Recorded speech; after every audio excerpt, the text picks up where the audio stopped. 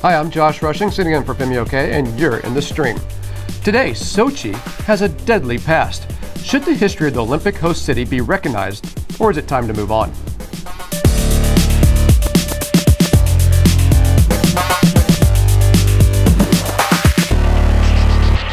I'm joined by our digital producer, Malika Bilal, who will be going through your tweets today. Malika, tell us, how did we get this show topic today? One of my favorite ways, it was pitched by our community. We were actually doing a show on the Olympics not too long ago, last month, and we were bombarded with tweets from people saying, you actually need to cover this little aspect gets very little coverage. So wait, social media actually works. It works. This is living proof. And so there is a conversation online. I want to share a little taste of what that conversation is. People are sharing things like this. Images. This is images of the Olympic rings, and you see someone in traditional Circassian dress.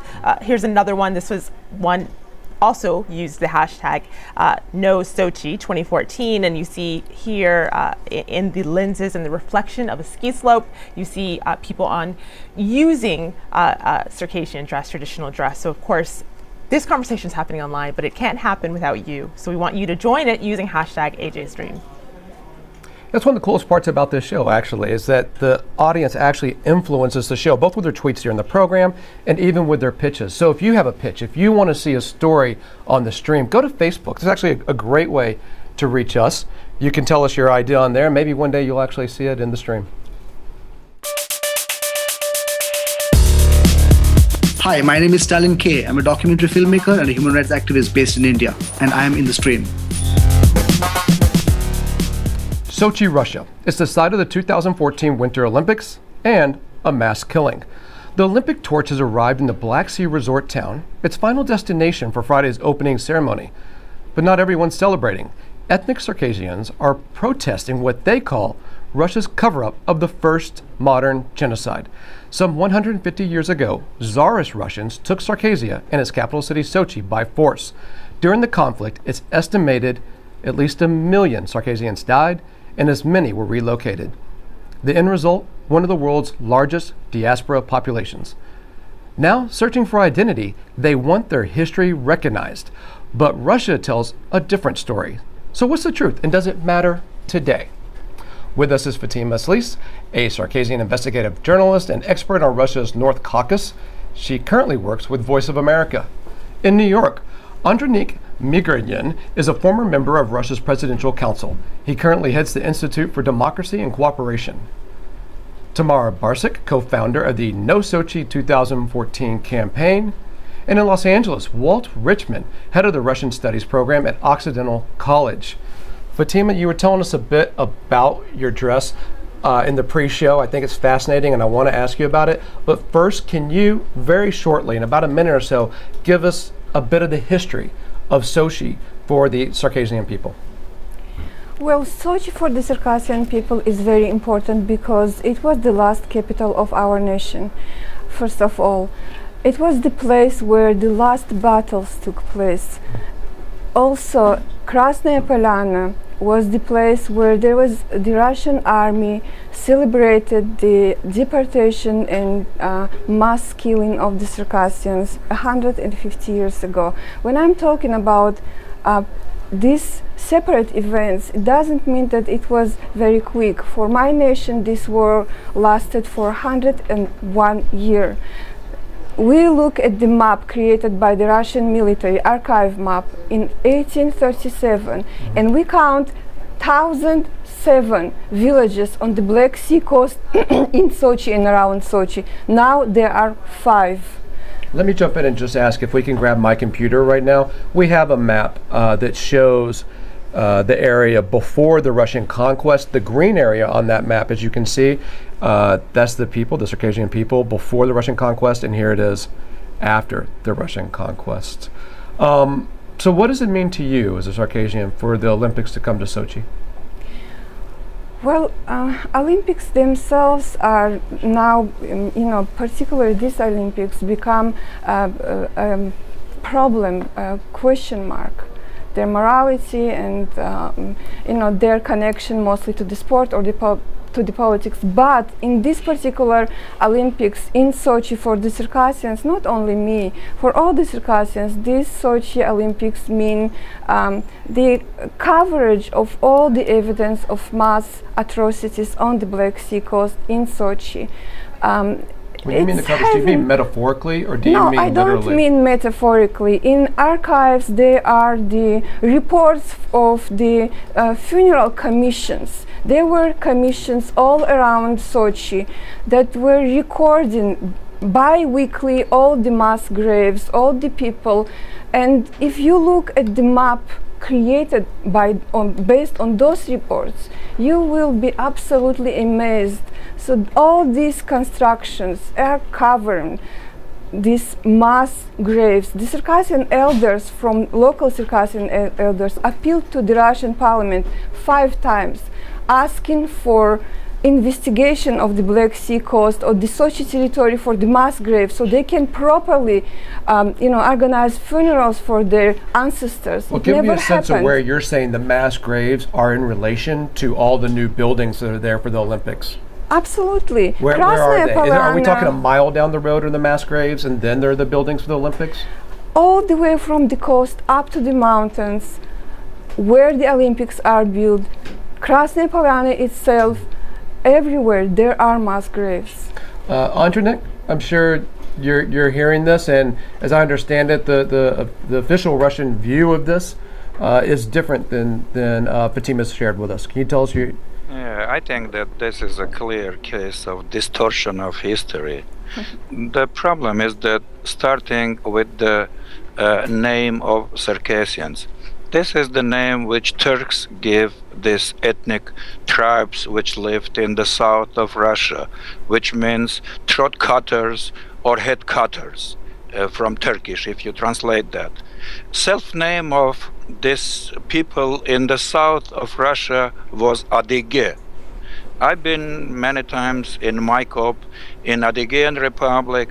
Now this nation inside Russian Federation and inside Soviet Union is in frames of 3 autonomous republics. They are very well established, they are very prosperous, they are widely presented in Russian culture, in Russian economy, in Russian business and Russian politics. Even on top of that, Russia and Soviet Union and current Russia let them to develop their language, their culture, their economy, even in cases when in some republics they are minorities. And there are different tribes or ethnic groups. They lived in different places, never was a unified Circassians. And in Krasnaya Polyana, Ubykhs and Sadzis lived over there. In other places, in Nalchik, Kabardins lived. Andronik, let me interrupt you here for a second. Are you saying that a mass killing did not happen? No. Every empire in a process of its expansion have all these kind of tragic, events. When Americans were, expanding in these territories, they, cleaned all this ethnic population. And so, Andronik, you're saying that a mass killing did happen? When Arabs were developing their empire and caliphate, they either were involving or killing in mass. Andronik, I'm just trying to get from you. Are you saying a mass killing happened in Sochi? Mass killing in Sochi never happened. Never happened. This is not proven by historical evidence.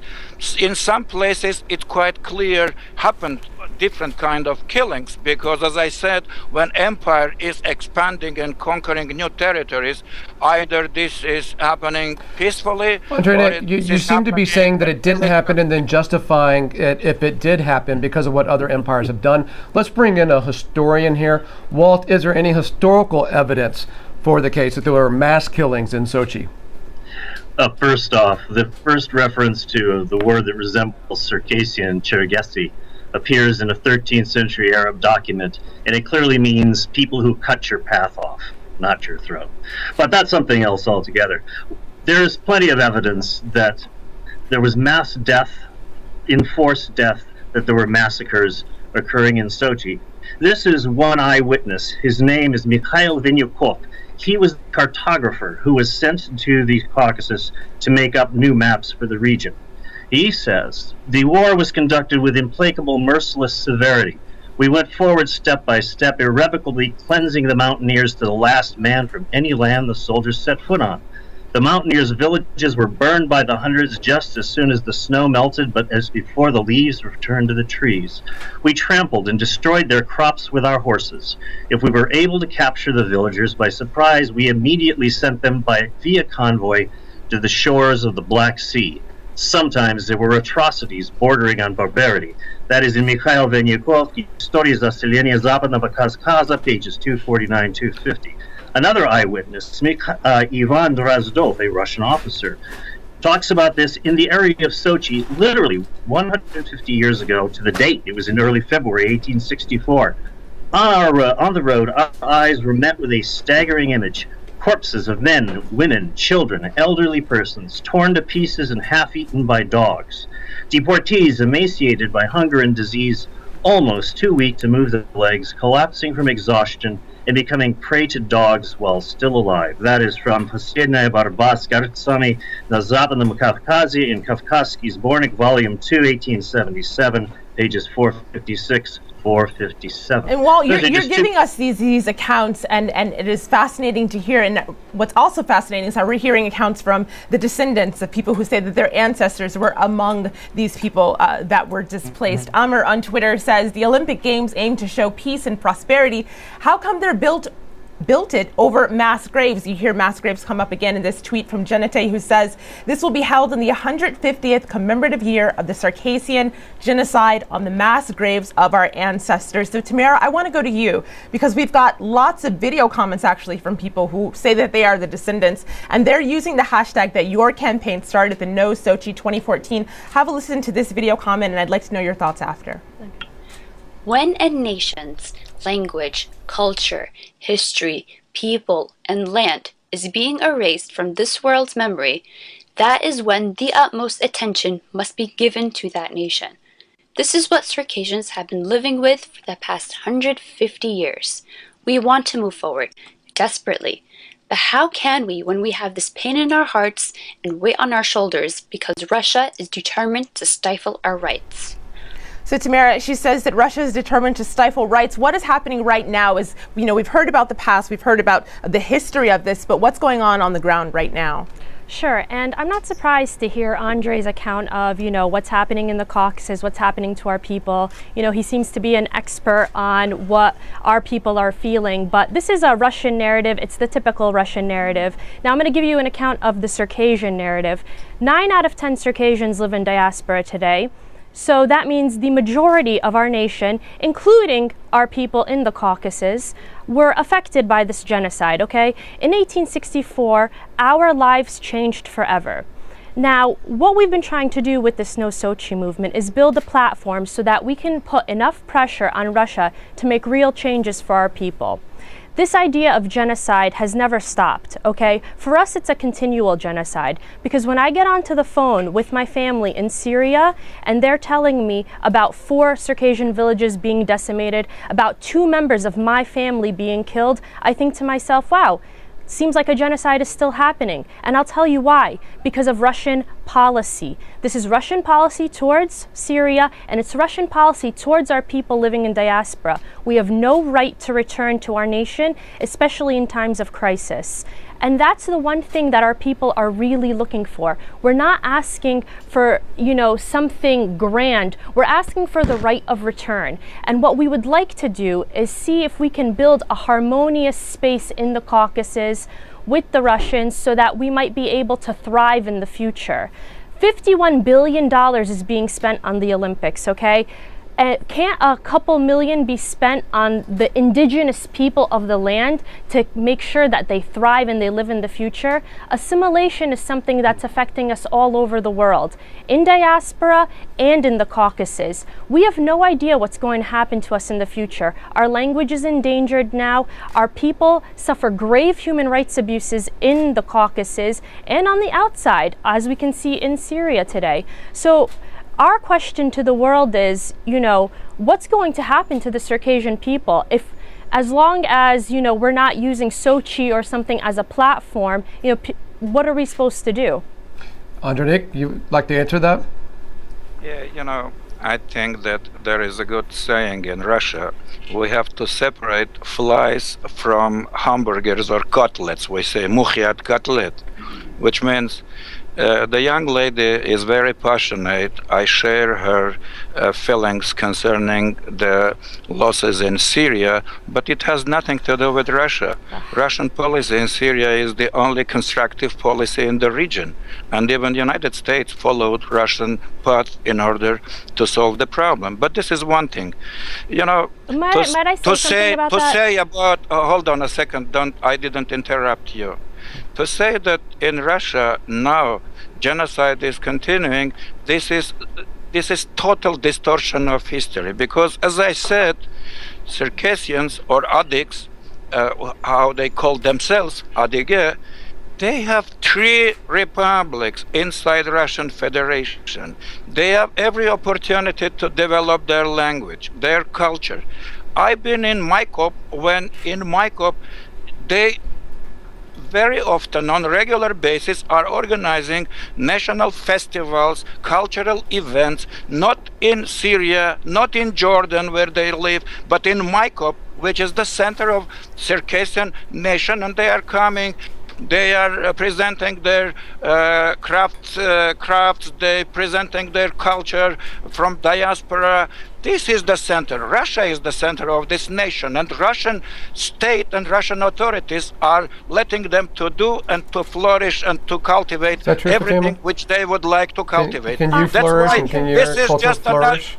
Hold on, just an event. Fatima, respond to Andronik there. Yes, please. I would like to answer both questions, both statements made by Dr. Migranyan. First of all, Syria and Russia's policies in Syria. So Russia's policy in Syria, what does it mean for the Circassians? Circassian minority in Syria consists of 200,000 people. That's a very significant portion of our struggled nation, divided nation.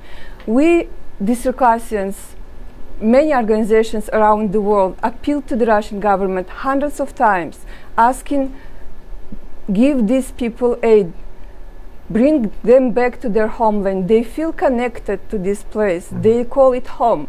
Let them, allow them to return. Is what Andronik is saying true? Are there 3 republics where well, there are 3 republics were created in Stalin's time and divided by Stalin. This divide and rule. This is Adygea, Kabardino-Balkaria, and Karacháyevo-Cherkessia. Yes, Andronik, why there are 3 republics where Kabardino-Balkaria and Karacháyevo-Cherkessia consist of 2 absolutely different people, when Kabardins and Cherkess are one people and Balkars and Karachais are one people? Why this division? Why not for ethnical? Because this was the place where different empires fought over there, and they divided these ethnic groups. Because never was, as I said, unified Circassian nation. Wait, let me take this from the history. Let me take this from the history to today. As a journalist, are you able to report openly about this issue in Russia? Well, as a journalist, I was reporting on many issues, including the Circassian question. As a result, I'm here today.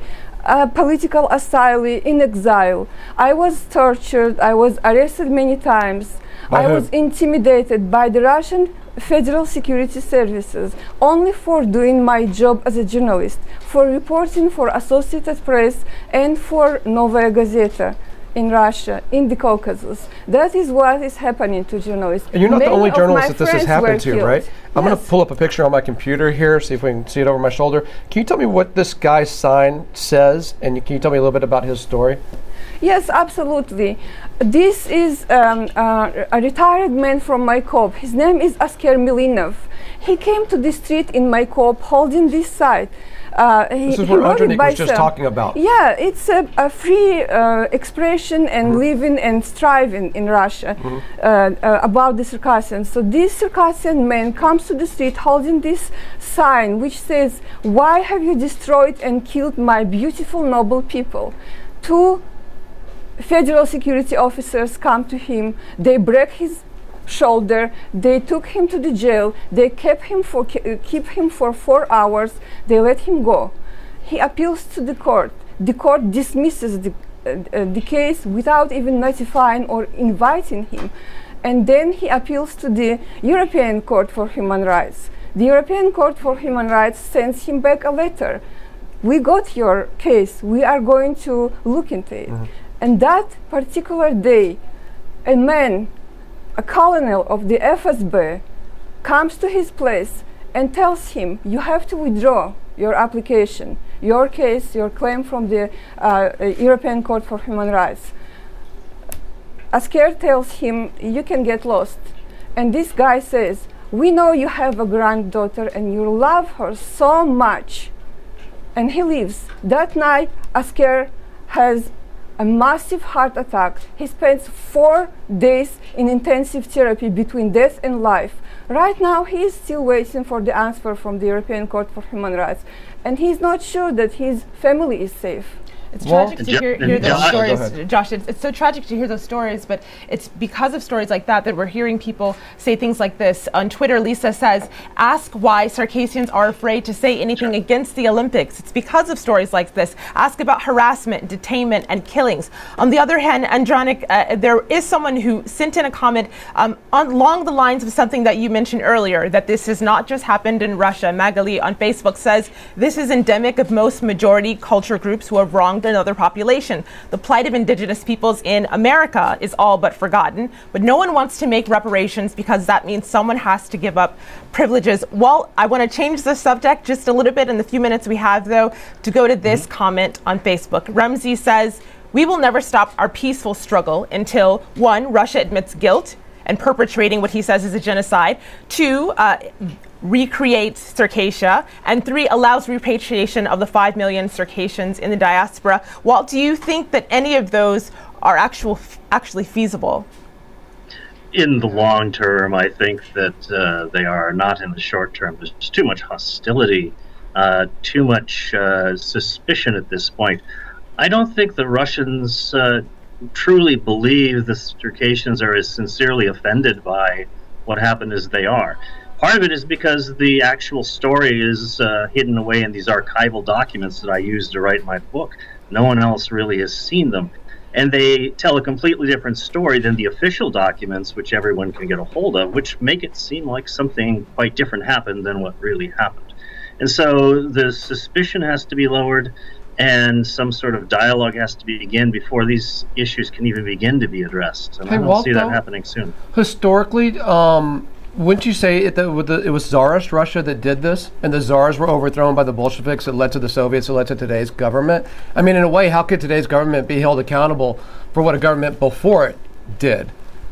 That's an interesting question, and I'm not sure whether they can be held responsible at all. Even more so that the entire genocidal campaign in the Caucasus was conducted by the command in the Caucasus, Baryatinsky and Field Commander Yevdokimov, and they were concealing much of it from St. Petersburg and the Tsar. One person in St. Petersburg, the war minister, knew. But it was really a small circle of officers in the Caucasus who engineered this entire thing. I think that just admitting that it happened and that the Russian military was responsible is a good start. But you even make the point that it's St. Petersburg that was responsible, not Moscow. Stay with us. The post show is next at stream.aljazeera.com. On the next show, Femi's back in the chair discussing the latest in the Central African Republic. Violence has gripped the country since March, leaving close to 1 million displaced. We'll talk to our correspondent, Barnaby Phillips, and his producer, Tristan Redmond, to get all the details and the latest. And until then, we'll see you online.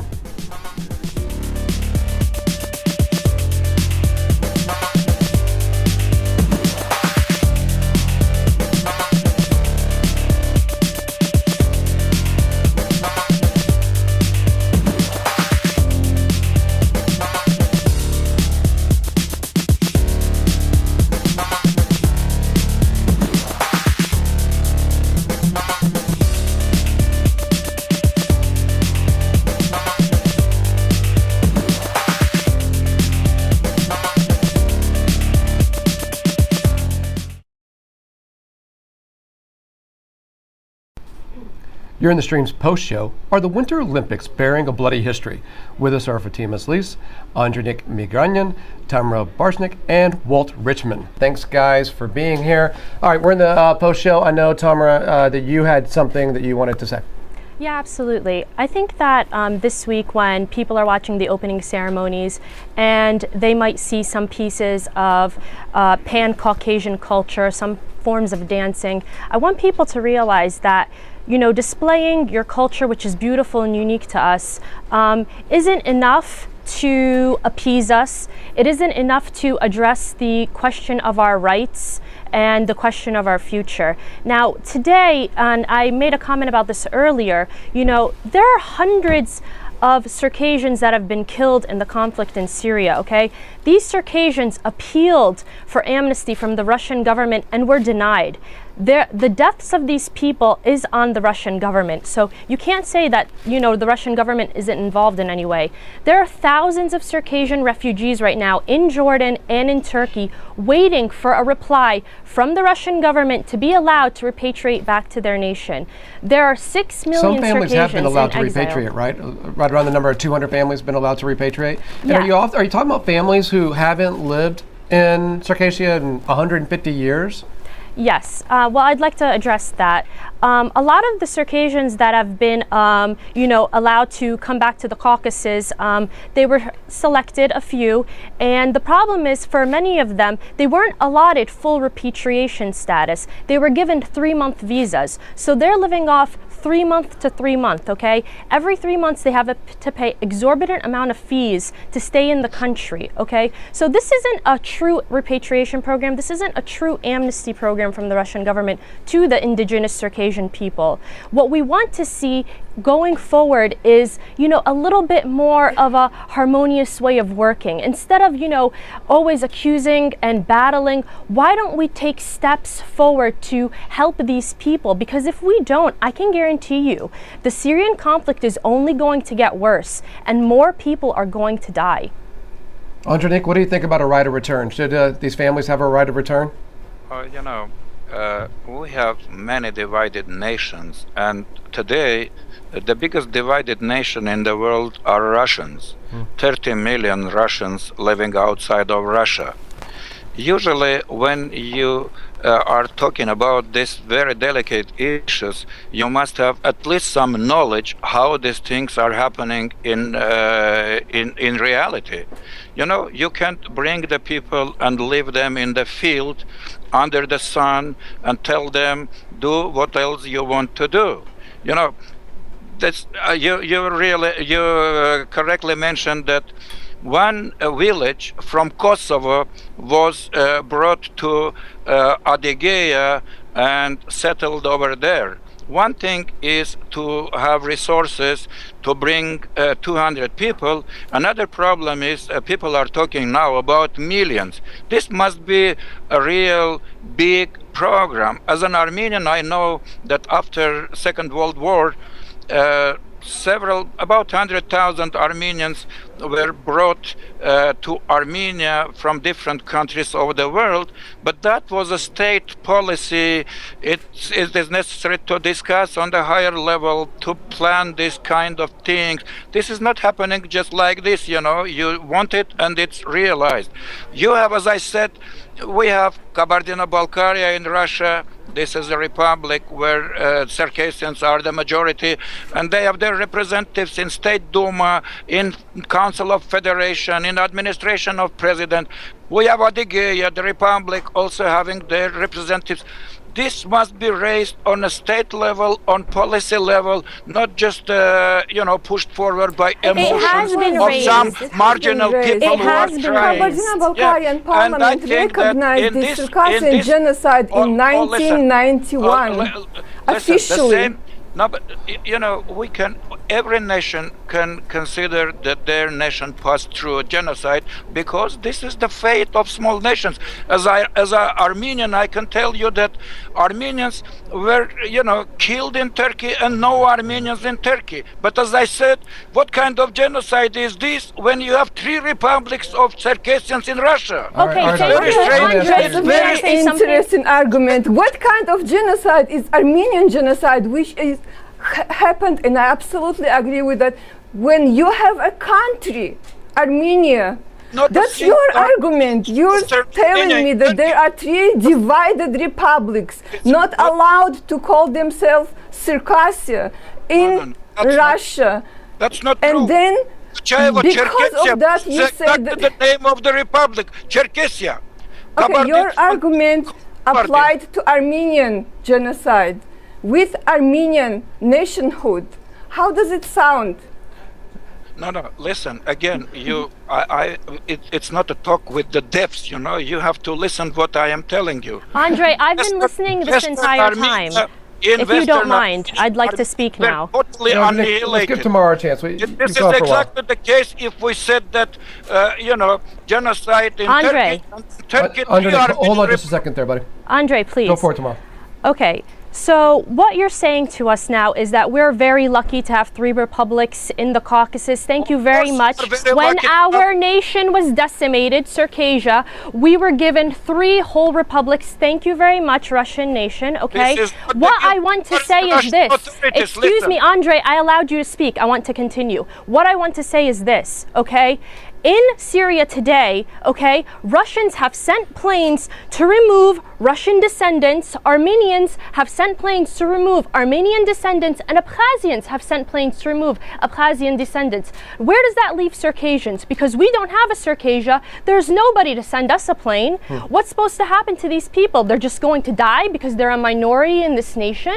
Tell me, Andre, we're so lucky according to you. Fatima, I want to come back to you in the dress, and I can tell this is a deeply personal story for you. Yeah. Can you, why you? Like, why are you reporting on this? Why are you here?